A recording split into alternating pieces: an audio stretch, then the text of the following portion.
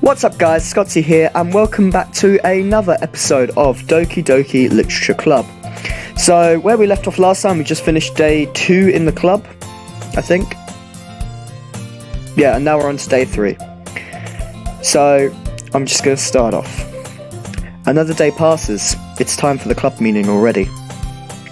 I've gotten a little more comfortable here over the past couple of days. Club room, the usual scene greets me. Hi Scotty! Yo Sayori! Looks like you're in a good mood today. I'm just still not used to you being in the club, that's all. I see. That's a pretty simple thing to get you in a good mood. But I guess it's always the simple things with you anyway. Speaking of which, I'm kinda hungry. Will you come with me to buy a snack?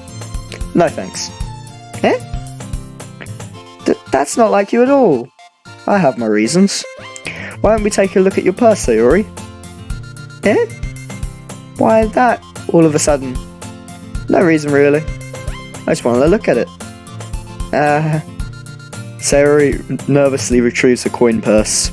She fumbles with the latch and gets it open. Then she turns it upside down and lets its contents spill out onto the desk. Only 2 small coins fall out. I knew it. I see right through you, Sayori. That's not fair. How did you even know? Simple. If you had enough money in the first place, you would have bought a snack before coming to the club room. So either you're not hungry and wanted an excuse to take a walk, or you plan to conveniently forget that you spent all your money so that I will lend you some. But there's one more thing. You're always hungry. Phoenix right over here. And so that only leaves the one option. Wah! I give up. Don't make me feel guilty. If you feel guilty, that means you deserve to feel guilty. Yuri suddenly giggles. Yeah? I didn't notice she was listening in. Her face is in her book, as always. I wasn't listening in or anything. It was just something in my book. Yuri! Tell Scotty to let me borrow some money. Don't get me involved like that, Sayori. Besides, you should only buy what you can responsibly afford. And frankly, after pulling a mischievous little stunt like that, your suffering is far enough retribution. I didn't mean that. I got too absorbed into my book. I really like it when you speak your mind, Yuri. It doesn't happen much, but it's a fun side of you. There's no way you could think that. You're right, though. I did something bad, and I'll have to accept the retribution. That, still, coming from you, Sayori. I guess there's a little devil inside all of us, isn't there? Don't let her fool you. Sayori knows exactly what she's doing. After all, she told you guys she was bringing me to the club before she even told me. But you wouldn't have come if it weren't for the cupcakes. So I had to trick Natsuki into making them. Come on, give me more credit than that, Sayori. Smack! I can't even do that noise. Out of nowhere, something smacks Sayori in the face and tumbles onto the desk. Ow! What was... Eh? A cookie! Oh my god. Sure enough, it's a giant cookie wrapped in plastic. Sayori glances around. Is this a miracle? It's because I paid my restitution! Retribution. Actually, that one almost worked. I was just gonna give it to you. But then I heard you blab about the cupcakes.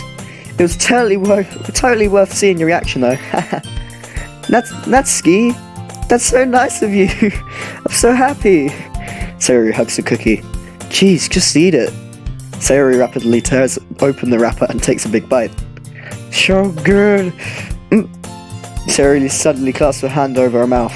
I bit my tongue. You're going for a lot over just one cookie. Natsuki takes a bite of her own cookie. Yours looks really good too, Natsuki. Can I try it? Jeez, beggars can't be choosers, but yours is chocolate. Yeah, why do you think I gave you that one? Fine. Still, I'm really happy you shared this one with me. Sayori gets out of her seat and goes behind Natsuki, then wraps her arms around her. Ah, jeez. I get it. Cookie still in hand, Natsuki reaches up and nudge Sayori off her. Sayori suddenly leans down and takes a bite out of Natsuki's cookie. Hey! Did you seriously just do that? Mouthful, Sayori trots away safely. Yuri and I laugh as well. Jeez, you're such a kid sometimes. Monica, can you tell Sayori... Yeah? Natsuki glances around. Monica isn't in the club room.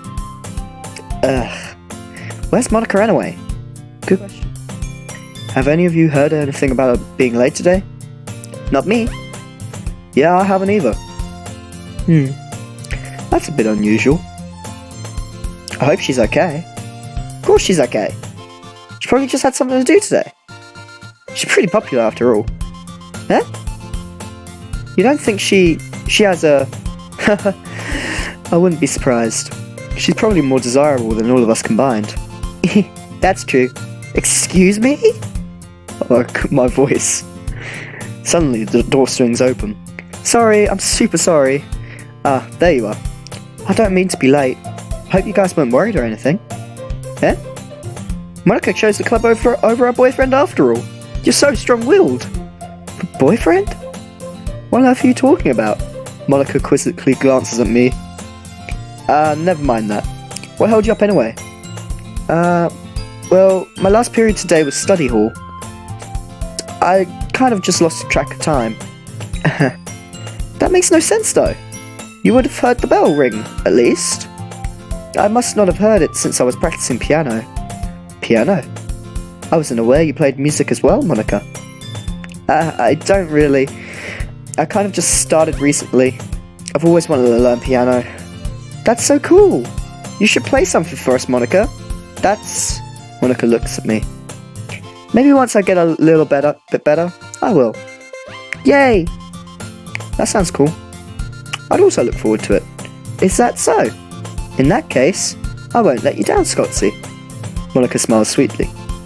I didn't mean any pressure or anything like that. Don't worry, I've been practicing a whole lot recently, and I'd really love the chance to share once I'm ready. I see. In that case, best of luck. Thanks. So, I didn't miss anything, did I? No, not really. Not really. I choose to leave out Sayori's mischievous escapade. I'm sure Natsuki will end up complaining to her in a way.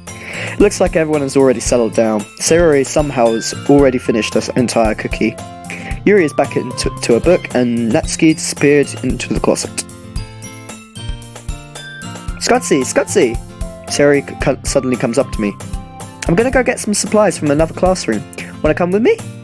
Supplies? What for? Well, you know how the festival's coming up? Me and Monica, we're gonna make some posters and stuff. So I need to find some crayons and markers and glue sticks. Ah, I see. Sure, I'll go with you. Yay! Okay, Monica, we'll be back soon. Ah, are you going with Scotty to get the supplies? There's no need to trouble yourself. I'd be happy to go with him. Oh, but I want to go. So much fun exploring empty class stuff. Okay. It was just a suggestion. See if you can find some poster paper too, okay? Okay. Ready, Scotsy? Yep, let's go. Sayori and I exit the club room. I follow behind as Sayori hums and skips around the hallway. Honestly, it feels like I'm taking a kid to the mall or something. Sayori finds pleasure in the simplest things sometimes. Hey Sayori, what exactly are we doing for the festival anyway? I'm not sure how you'd make an event out of literature. Me and Monica have it all planned out. Don't you worry. Is that so? Yep. We're going to do a poetry performance. Performance? Of what kind? Well, everyone is going to take turns on stage and recite their favourite poems. Ah, that sounds kind of dull. Scotsy, you're not thinking about it the right way at all. It's not just about reading poems, it's about performing them. Like you say the lines of the poem, like, between my feet, the last remaining flowers beckon to me. I twist the stem, freeing it from its clinging roots, caressing the final joyous moments between my fingers. But to what ends have I summoned this joy? For now, when I look in every direction, the once prosperous field before me is but a barren wasteland. Like that! Sayori! How do I put this? I'm sure it's just me, but it's impossible for me to take you seriously when you talk like that. Eh? You meanie. Working super hard on this, you know. I know. I just meant it's pretty unordinary contrast to your cute self. Don't say that, it's embarrassing. But I guess that means I'm doing a good job. Yeah, I guess so. I'm so excited. It was going to be so much fun. Sayori spins herself around in the hallway again. Hey Scotty, this classroom over here is empty. Let's begin the mission. The mission, eh? It's been a long time since I spent time with Sayori like this. But in the end, she hasn't changed one bit. She's nothing but a ball of sunshine, drawing happy vibes from the world around her.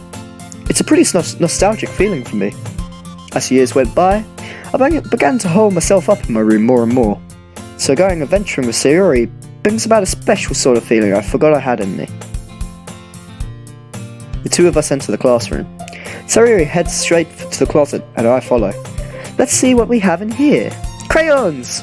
Sayori pulls out a box full of crayons off the shelf. They're the best brand too. They're kind of dirty though. Sayori starts pulling various crayons out of the box, reading the colour names. Alright, that's one down.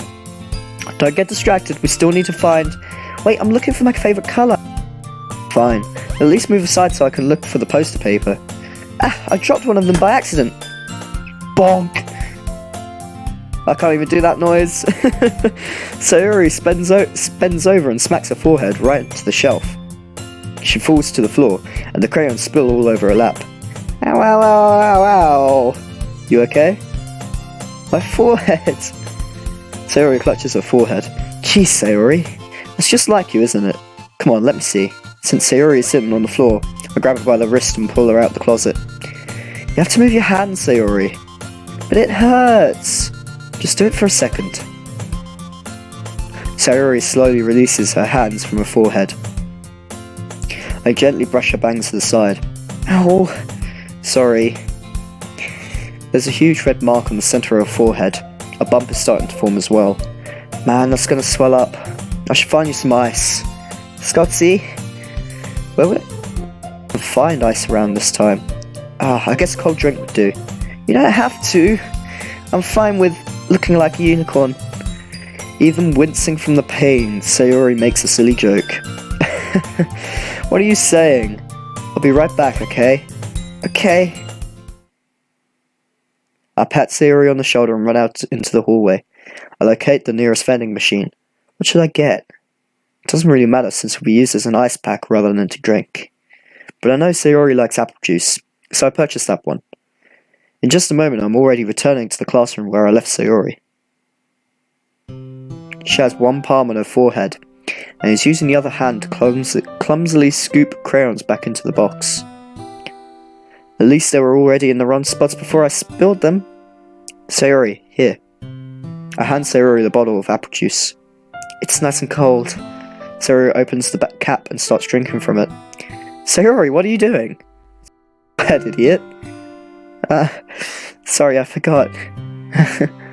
How hard did you hit your head? Sayori places the bottle against the bump on her head. It stings! Just bear with it, it'll feel better soon. Looks like you cleaned up most of the crayons, so that's good. Hey Scotty? This kind of reminds you of growing up, doesn't it? Huh? What do you mean? You know, how we used to play outside all the time. I would always try to keep up with you. You're kind of oblivious in some ways. Like, I usually fell behind or had trouble climbing on the things you did. But sometimes, when I tried to do things I couldn't, I'd get myself hurt. I'd fall and scrape myself, or get a bump. I would start crying really hard. And you would rush over as quick as you could. You would try really hard to get me to stop crying. It's almost like you blamed yourself and you were afraid of getting into trouble if someone found out. Even though it wasn't your fault at all, you know? Did I really do that? Yeah, you don't remember? Come to think of it, maybe I do remember a bit. I guess I was always so focused on my games that I didn't pay enough attention to you. So in a way, it was my fault. Kinda like this time too. If I wasn't rushing you out the closet, you probably wouldn't have hit your head. Scotsy, I don't think you realise it, but you're always thinking about other people. Even after all these years, you're rushing to help me, even though I'm just being clumsy. You're really a sweetheart. Don't call me that. And I don't really do this kind of thing all the time. I guess when it comes to you, it just feels natural. Before I even know it, I'm treating you like that. Guess that's what happens when you've been friends for so long. Really? Maybe you're right. Scotty, I'm so glad that nothing's changed between us. Do you think it'll be like this forever? Forever? If I'm honest to myself, there's no telling where we'll end up for college or after that. So it wouldn't be fair for me to make you promises. But, well, I hope so. It's been this long already, right? I can't imagine you ever changing, so my hopes are up. I'm so happy. Sayori has a whimsical expression in her eyes. We remain silent for a moment. She's so silly and clumsy on the outside, and when I see her deep in thought like this, it makes me not want to disturb her. I guess we should go back. I don't want to worry Monica, you know? Good luck with that. She's gonna see your forehead either way. Not if I had it under my bangs. Sayori hops to her feet. She clutches her forehead again. Don't stand up so fast after. Oh, well, I guess it's too late now. Anyway, let's go. I follow Sayori out of the classroom. Sayori plays with her bangs to try and hide the bump, but without much success. In a moment, we make it back to the club room.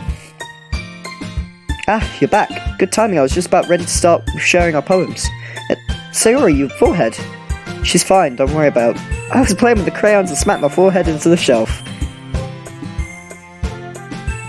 Well, anyway.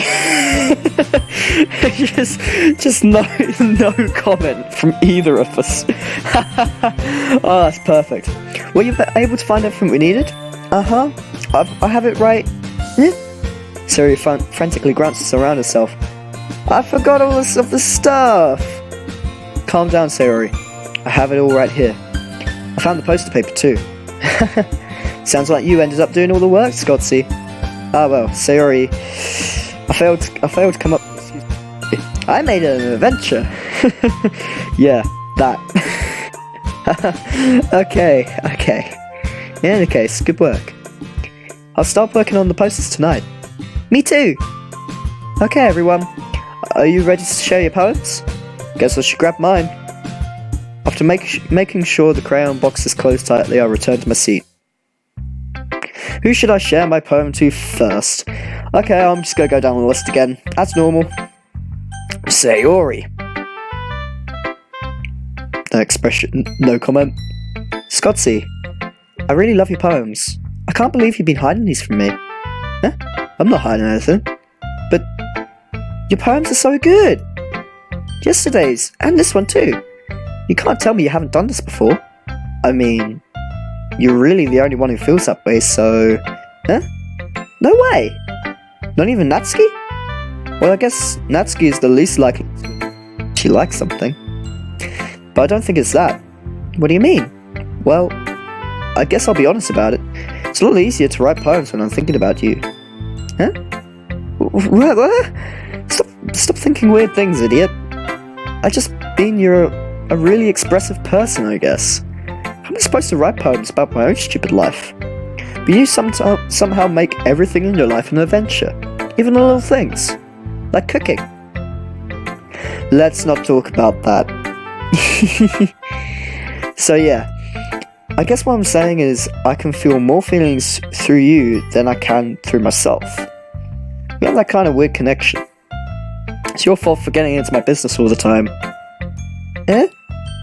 I don't know if I understand, so... You never understand when I try to explain things to you, do you, Sayori? Pat Sayori's head. Hey, I'm not... You sure about that? Maybe. Sayori starts fiddling with her pencil between her hands. Hey, Scotsy? Will you give me a poem? I kinda wanna keep it. Huh? Why? Because, well, it's the first time you've written something for me. Huh? Sayori, you completely misunderstood. I didn't write this for you. Are you even listening anymore? Well, whatever. I'll give it to you when we get home. Really? Snap. I broke my pencil. Sayori hastily bends down to pick up the piece she dropped, but being inattentive of her surroundings, she bumps right into me. Sorry. It's fine. I'll get it for you. I bend down and pick up the broken pencil. Sayori clutches the desk beside her to support herself, knees shaking. I'm a little clumsy today. Let's sit down, Sayori. Yeah. I grab Sayori and help her sit at the desk. Anyway, I still haven't read your poem. Oh, sorry, I forgot about that. But it's not as good as yours. Jeez, don't worry. I'm sure I'll like it. Bottles. I pop off my scalp like the lid of a cookie jar. It's a secret place where I keep all my dreams. Little balls of sunshine, all rubbing together like a bundle of kittens. I reach inside with my thumb and finger and pluck one out. It's warm and tingly. But there's no time to waste. I put it in a bottle to keep it safe. And I put the bottle on the shelf with all of the other bottles. Happy thoughts in the bottles, all in a row. My collection makes me lots of friends, each bottle a starlight to make amends. Sometimes my friends feel a certain way. Down comes a bottle to save the day. I blow dust off my bottle caps. Feel like time elapsed. My empty shelf could use some more. My friends look through my locked front door. Finally, all done, I open up, and in come my friends. In they come in such a hurry. Do they want my bottles that much? I frantically pull them from the shelf, one after the other, holding them out to each and every friend, each and every bottle. But every time I let one go, it shatters against the tile between my feet. Happy thoughts and shards all over the floor. They were supposed to be for my friends who aren't smiling. They're all shouting, pleading, something, but all I hear is echo, echo, echo, echo, echo, inside my head. Wow. Holy crap. Sayori, did you really write this? Of course I did. Didn't I tell you yesterday I was going to write the best poem ever? Yeah, but... I didn't expect something like this coming from you. A whole lot. And I've been really in touch with my feelings recently. I see that. It's almost kind of creepy. Creepy? Well, not exactly. Maybe it's because I'm used to you being so cheerful. Well, never mind. I'm thinking too hard about it. The point is, it came out good, so you should be proud of it. Aw, thanks. I feel like I was meant to express myself this way. It even helps me understand my own feelings a little bit better. Writing is like magic. You've gotten pretty passionate about this, huh? I hope you keep it up. Yeah, writing's the best. I'm gonna keep writing until I die. Don't get ahead of yourself. Sayori's always had a habit of getting obsessed with something before dropping it no more than a week later. I wonder if this is one of those times. But seeing the passion in her eyes makes it hard for me to be pessimistic. Who should I show my poem to next? Well, it's not terrible, but it's pretty disappointing after your last one. Then again, if this was good as your last one, I'd be completely pissed. Well, I guess I wanted to try something a little different this time. Fair enough, you're still new to this, so I wouldn't expect you to find your style right away. Come to think of it, this kind of reminds me of Sayori's poem from yesterday. Huh? You think so? Yeah, well, I guess if you've been friends with her so long, you might be on the same wavelength. But you never really struck me as her type. Sayori has a type all of a sudden? Well, I don't know, but honestly, how can someone so, fluffy spend so much time with someone like you. It's like she's dragging around a dead weight. That was a little unnecessary. But think of it this way. If it weren't for me, she would probably just fly away, like letting go of a balloon. You could say we take care of each other in our own way. It is, I don't get it. Oh yeah, I'm supposed to show you my poem. Here. Amy likes spiders. You know what I heard about Amy? Amy likes spiders. Icky, wriggly, hairy, ugly spiders. That's why I'm not friends with her. Amy has a cute singing voice. I heard her singing my favourite love song. Every time she sang the chorus, my heart would pound to the rhythm of the words. But she likes spiders. That's why I'm not friends with her. One time I hurt my leg really bad. Amy helped me up and took me to the nurse. I tried not to let her touch me. She likes spiders, so her hands are probably gross. That's why I'm not friends with her. Amy has a lot of friends. I always see her talking to people. She probably talks about spiders, but if her friends start to like spiders too, that's why I'm not friends with her. It doesn't matter if she has hobbies. It doesn't matter if she keeps it private. It doesn't matter if it doesn't hurt anyone. It's gross. She's gross. The world is better off without spider lovers. And I'm gonna tell everyone. Not bad, right? It's quite a bit longer than yesterday's. Yesterday's was way too short. I was just warming up. I hope you didn't think that was the best I could do. No, of course not. Anyway, the message is pretty straightforward in this poem. I doubt I'll have to explain it. Sometimes you can explain complicated issues with much simpler analogies. And it helps people realise how stupid they're being. Like, anyone would agree that the subject of this poem is an ignorant jerk. Do you know people like that? Of course, it's about how everyone thinks That doesn't matter, it can be about anything. I read it to be easy to relate to. Everyone has some kind of weird hobby or guilty pleasure. Something that you're afraid if people find out, they'd make fun of you or think less of you. But that just makes people stupid. Who cares what someone likes, as long as they're not hurting anyone? It makes them happy. I think people really need to learn to respect others for liking weird things. Well, you're definitely right. At least I can relate to that. I'm sure a lot of other people can too. It's what I do best, after all. I don't like writing unless there's a good message to take away from it. Like, conveying emotions is important, but I want to make people think, not just feel. Remember that.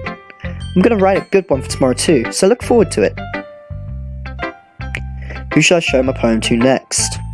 Let's go for Yuri. Let's see what you've written for today. Well done, Scotsy. Your skills are really improving. Really? Thanks, Yuri. Coming from you, that means a lot. Yeah? It's nothing. I'm just happy to have helped inspire fellow writers. I know you're new to this, so don't worry so much if it seems like you can't get your poem to feel perfect. You don't need to be afraid to be a little more daring. Metaphors can go a long way.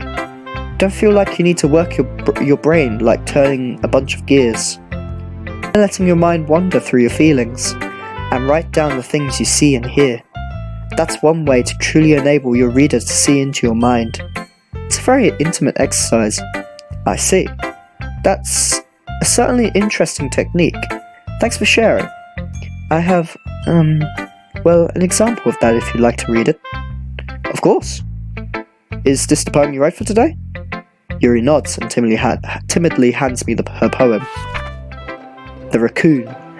It happened in the dead of night while I was slicing bread for a guilty snack. My attention was caught by the scattering of a raccoon outside my window.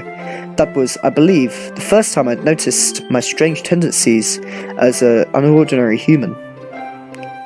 I gave the raccoon a piece of bread, my subconscious well aware of the consequences, well aware that a raccoon that is fed will always come back for more. The enticing beauty of my cutting knife was a symptom. Bread, hungry curiosity, the raccoon, an urge. The moon increments its phase and reflects that much more light off my cutting knife. The very same light that glistens in the eyes of my raccoon friend. I slice the bread, fresh and soft. The raccoon becomes excited. Perhaps I'm merely projecting my emotions onto the newly satisfied animal. The raccoon has taken to following me. You could say that we've gotten quite used to each other. The raccoon becomes hungry more and more frequently, so my bread is always handy. Every time I brandish my cutting knife, the raccoon shows me excitement. A rush of blood, classic Pavlovian conditioning. I slice the bread, and I feed myself again. Is she cutting? I was a little more daring with this one than yesterday's. It's a lot more metaphorical. I don't know if it's my fault, but I can't begin to imagine what this poem is about. It's about cutting. Cutting. That's cutting. That's right. It's a bit closer to my preferred writing style, using the poem as a canvas to express vivid imagery and conveying emotions through them. Yeah, if I take it at face value, then I can't even figure out what it's supposed to mean. Well, I think it's something that different people can relate to in their own way. I wanted to express the way it feels for me to indulge in my more unusual hobbies. It's those sort of things that I'm usually forced to keep to myself. So, I sometimes enjoy writing about them. Huh, that's funny. Didn't Natsuki also write something about that? About someone being ridiculed for a strange interest? Huh? She did? Yeah. She was talking about how it doesn't matter what you're into as long as you're not hurting anybody. She's right. I mean, does she really feel that way? Yeah. Sounds like you two have that in common. That's interesting. To me, she seemed like the kind of person who would make fun of my hobbies. But I suppose that's my fault for judging, isn't it? Please don't tell her I said that. Don't worry, I have no reason to. Okay. Well, thank you for sharing it with me. After all, if I hadn't learned to embrace my own weirdness, I would probably hate myself. I might be ranting a little bit now, but I'm glad that you're a good listener. Should I show you my poem to you next? Well, there's only one more. Monica. Hi again, Scotty. How's the writing going? Alright, I guess. As long as it's not going bad. I'm happy that you're applying yourself. Maybe soon you'll come up with a masterpiece. I wouldn't count on that. You never know. Want to share the one you wrote for today? Sure, here you go. I'll give my poem to Monica. Alright. It's pretty good. It's pretty good. Makes me think of Sayori, like the other one you wrote. You two are like the dynamic duo. That's kind of exaggerating it. Yeah, probably. But you do spend a lot of time with her, even in this club, don't you? Then again, I don't blame you for being a little shy. I'm not shy, it's just... I'm just teasing. I know it takes a bit of time to make friends with everyone, but Yuri and Natsuki are super interesting people, so don't be afraid to give them their share of time. You can talk to me every now and then too. I'm not like unapproachable or anything, am I? No, it's nothing like that. I'm just getting used to being here. Yeah. I'm sorry if I was putting pressure on you or something. I really didn't mean it like that. No, don't worry. I get what you're saying. Well, alright. But anyway, you want to read my poem now? I like the way this one turned out, so I hope you do too. Alright, let's take a look. Save me. The colours, they won't stop. Bright, beautiful colours. Flashing, expanding, piercing, red, green, blue. RGB, that's computer screen lingo. An endless cacophony of meaningless noise. The noise, it won't stop. Violent, grating waveforms, squeaking, screeching, piercing, sine, cosine, tangent, like playing a chalkboard on a turntable, like playing a vinyl on a pizza crust, an endless poem of meaningless. Load me. This is very meta, Dave. This is very meta. Oh my gosh. It's even more abstract than your last one, huh? I guess it's just the way I write. I'm sorry if you don't like it. No, I never said that. It's just the kind of thing I've never really seen before, I guess. I kind of like playing with my space on the paper. choosing where and how to space your words can totally change the mood of the poem. It's almost like magic. The way I write the lines really short makes it feel like they're trying to speak over the noise. I see. It's still hard for me to tell what it's about though. Sometimes asking what a poem is about isn't the right question. A poem can be as abstract as a physical expression of a feeling, or a conversation with the reader, so putting it that way, not every poem is about something. Anyway, here's Monica's writing tip of the day. Sometimes you'll find yourself facing a difficult decision. When that happens, don't forget to save your game. What? What? Don't forget to save your game? What? You never know when you might change your mind, or when something unexpected may happen. Wait, is this tip even about writing? What am I even talking about? That's my advice for today. Thanks for listening. Wait, what? What? No, you can't, no. No, you can't do that, no. Monica's not a yandere. No, Monica's aware. Monica's breaking the fourth wall. Holy shit. Wow, okay.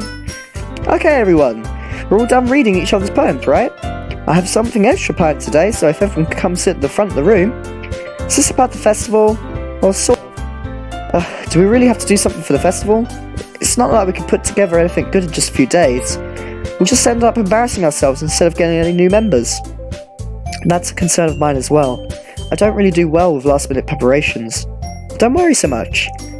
We're gonna keep it simple, okay? Won't need much more than a few decorations. Sarah's been working on posters and I've designed some pamphlets so we can give out during the event. Okay, that's great and all, but that doesn't tell us what we're actually going to be doing for the event. Ah, sorry, I thought you heard about it already. We're going to be performing.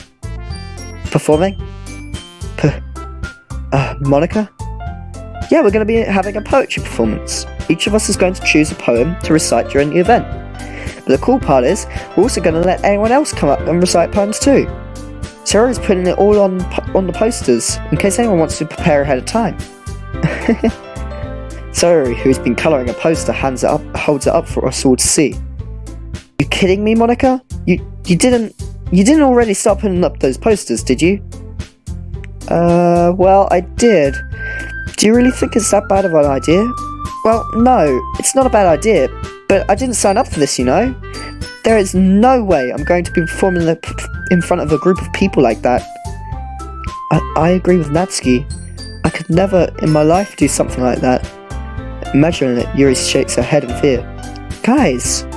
No, Sayori, I understand where they're coming from. Remember that Natsuki and Yuri have never shared their poems with anyone until just a couple of days ago. It's a lot to ask for them to recite their poems out loud to a whole room full of people. I guess I kind of overlooked that. So, I'm sorry. But I still think we should give it our best. We're the only ones responsible for the fate of this club. If we start the event and each put on a good performance, then it will inspire others to do the same. And the more we perform, the better we'll be able to show everyone what literature is all about. Yeah! It's about expressing your feelings, being intimate with yourself, finding new horizons, and having fun. That's right. And it's those reasons why we're all in this club today. Don't you want to share that with others? To inspire them to find the same feelings that brought you here in the first place? I know you do. I know we all do. And if all it takes is standing in front of a room for 2 minutes and reciting a poem, then I know you can do it. Natsuki and Yuri remain silent. Sori looks worried. Guess that leaves me no choice. I agree. I don't think it's too much to ask. I think that Sayori and Monica have been trying really hard to get new members. Least we could do is help them out a little bit. Well, maybe, but it looks like Natsuki doesn't have any arguments left. Okay, fine. I guess I'll just have to get it over with. Alright. Phew. Thanks, Natsuki. What about you, Yuri? Yuri dejectedly glances around at everyone else's expectant faces. I guess I don't really have a choice. That's everyone. You're the best, Yuri. This club is seriously going to be the death of me. Oh gosh, you'll be fine, Yuri. But anyway, let's move on to the main event. I want each of you to choose a poem. Was that foreshadowing again? Was Yuri foreshadowing? Great. I want each of you to choose a poem of yours. We're going to practice reciting them in front of each other. No way! Monica, this is too sudden. Well, if you can't recite your poem in front of the club, how do you expect to do it in front of strangers? Oh no. Don't worry. I'll start off to help everyone feel a little more comfortable. Can I go next?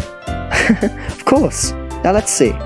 Monica flips through her notebook to the specific poem she has in mind for herself. She stands behind the podium. The title of this poem is The Way They Fly. Monica begins reciting her poem. Her clear, confident voice fills the room. More than that, her inflection is pristine. She knows exactly how to apply emotions behind each line she recites, bringing the words to life. Is this something she's done before, or is she simply a natural? I glance around me. Everyone has their eyes on Monica. Sayori looks amazed. Yuri has an intense expression on her face that I don't understand. Finally, Monica finishes the recitation. Before us applaud. Monica takes a breath and smiles. That was so good, Monica. Thank you so much. I was just hoping to set a good example. Are you ready to go next, Yuri? I'll go next. Yuri's fired up all of a sudden. Yuri clutches a sheet of paper between her hands and stands up. Keeping her head down, she walks quickly over to the podium. This poem is called... Yuri actually glances at each of us. You can do it, Yuri. It's called After Image of the Crimson Eye. Yuri's voice shakes as she starts reading the poem. Just a moment ago, she practically refused to do this. Why is she suddenly putting in so much effort? As Yuri gets past the first couple of lines, her voice changes. It's almost like what happens when Yuri gets absorbed into her books. Her quivering words transform into the sharp syllables of a fierce and confident woman. The poem is full of twists and turns in its structure, yet she enunciates with perfect timing. I don't know that word. This must be a rare glimpse into the whirling fire Yuri keeps concealed inside her head. Suddenly, she's finished. Everyone is stunned. Yuri snaps back into reality and glances around her, as if she bewildered even herself. It's up to me to save the situation. I'm the first to start applauding. Everyone joins me afterwards, and we give Yuri the recognition she deserves. It's not that we didn't want to applaud for her, but we were caught off-guard, forgotten. As we applaud, Yuri holds the poem to her chest and rushes back into her seat. Yuri, that was really good. Thank you for sharing. Looks like Yuri is down for the count. She's out. Okay, I guess I'm next then. Yuri hops out of her chair and cheerfully walks to the podium. This one's called My Meadow. Sorry, I giggled. Sayori. It's a lot harder than I thought. How do you guys do it so easily? Try not to think of it like you're reciting to other people. Imagine you're reciting to yourself, like in front of a mirror or in your own head. It's your poem, so it'll come out the best that way. I see. Okay then. Sayori begins her poem. Somehow it feels like her soft voice was made as a perfect match. The poem isn't aimlessly cheery like Sayori's. It's serene and bittersweet. If I was to read this on paper, I probably wouldn't think much of it. But hearing it come from Sayori's voice almost gives it a whole new meaning. Maybe this is what Sayori meant when she said she likes my poems. It's like I get to reach more deeply into someone I thought I knew, through and through. Sayori finishes, and we applaud. I did it! Good job, Sayori. Even Scotty liked it. I guess that's a good sign. What does that even mean? Came out nicely, Sayori. That atmosphere of the poem fits you really nicely. But it might be that other poems wouldn't work quite as well with that kind of delivery. I don't really understand. In other words, you've seen a poem of yours where that sort of gentle delivery wouldn't work as well. They might need a little more force behind them, depending on what you're reading. Oh, I know what you mean. I've been practicing that kind of thing. It's just embarrassing to do it in front of everyone. The next time, I'm gonna make you pick a poem that challenges you a little more. We don't have much time before the festival, you know. Okay. Now, who's next? Don't make me go before Scott C. It's not like I could compare to you guys anyway. Might as well let Scotsy lower everyone's standards a little before I have to do it. Natsuki! It's fine, it's fine. Might as well get it over with. But it's not like I have much of a selection of what to read. I just have to go with what I wrote for today. I stand up and step in front of the podium. Everyone has their eyes on me, making me feel terribly awkward. I recite my poem. Since I'm not exactly confident in my own writing, it's hard to put energy into it. Despite that, once I finish, I receive applause anyways. Sorry, I'm not really as good as everyone else. Don't worry about it so much. I think it's less about your abilities and more about your lack of confidence in your writing. That's something that'll improve over time though. Yeah, maybe. Alright then. That just leaves you, Natsuki. Yeah, I'm going. Natsuki grudgingly gets out of her seat and makes her way to the podium. This poem is called... Why are you all looking at me? I'm presenting. Anyway, the poem is called Jump. Natsuki takes a breath. Once she starts reciting the poem, her sour attitude disappears a little. While she's still a little unenthused, her poem has a rhythm and rhyme to it. It's Natsuki's trademark style, and it works surprisingly well when spoken aloud. The words feel like they bounce up and down, as if giving life to the poem. Natsuki finishes, and everyone applauds. She husks back to her seat. That wasn't so bad, was it? Easy for you to say. You better not make me do that again. Well, do you at least feel prepared enough to recite a poem in front of other people? I mean, doing it in front of other people would be way easier. And put on whatever face I want for other people. When it's just my friends, it's just embarrassing. That's a surprise, Natsuki. I think it would be the other way around for me. Well, that's just how it is. Well, I guess in that case, you won't have much to worry about for the festival. That said, I want to thank everyone for coming through. It might be hard, but I hope you all have an idea of what it's like now. Make sure you pick a poem, and get enough practice before the festival, okay? I'll be making pamphlets, so let me know ahead of time what you'll be reciting.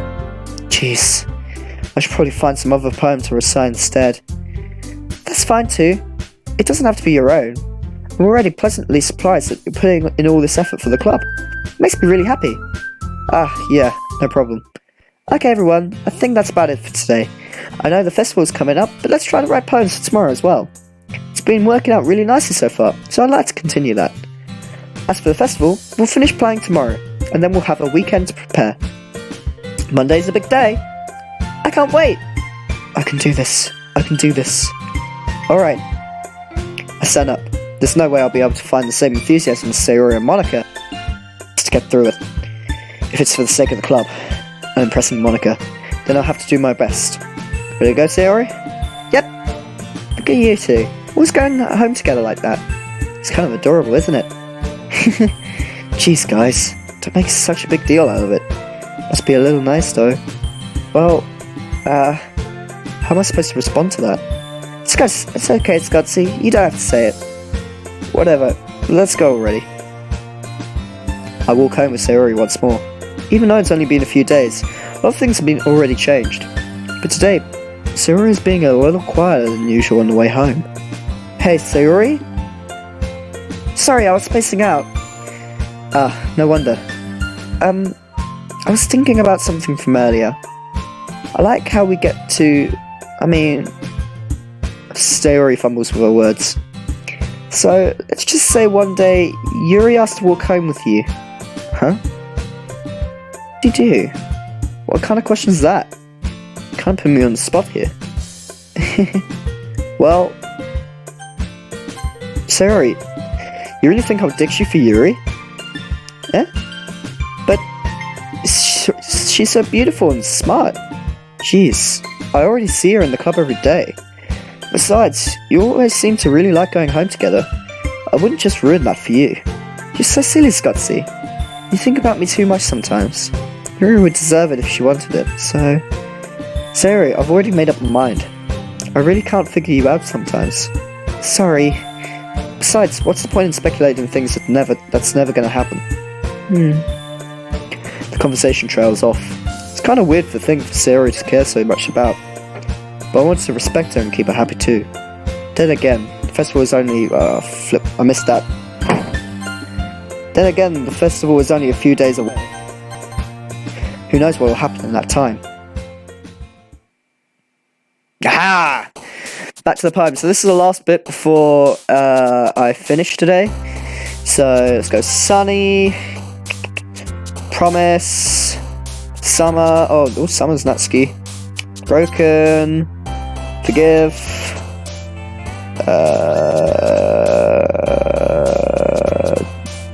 Journey. No, that's Yuri. Defeat. Death. Bubbles. No, that's Natsuki. Clouds. No, that's Natsuki. Calm. Joy. Valentine. No, that's Natsuki. Cheer. Excitement. Raindrops. Oh no, that's Yuri. Kitty Hope. Hope. Rain cloud. Depression. Depression, see? Depression. She's depressed. She's depressed. Oh my god. Skipping. I think I got mostly Sayori. Okay guys, so thank you ever so much for watching. If you liked it, make sure you click on the subscribe button down below, ring the bell for more notifications about what's coming up, and so you don't miss any new videos. Leave a like, just give that like button a little tap, and comment down below if you want to see more or want to see some different things, or yeah, whatever. Thank you guys ever so much for watching, and let's hope next time we don't get a game over. Bye!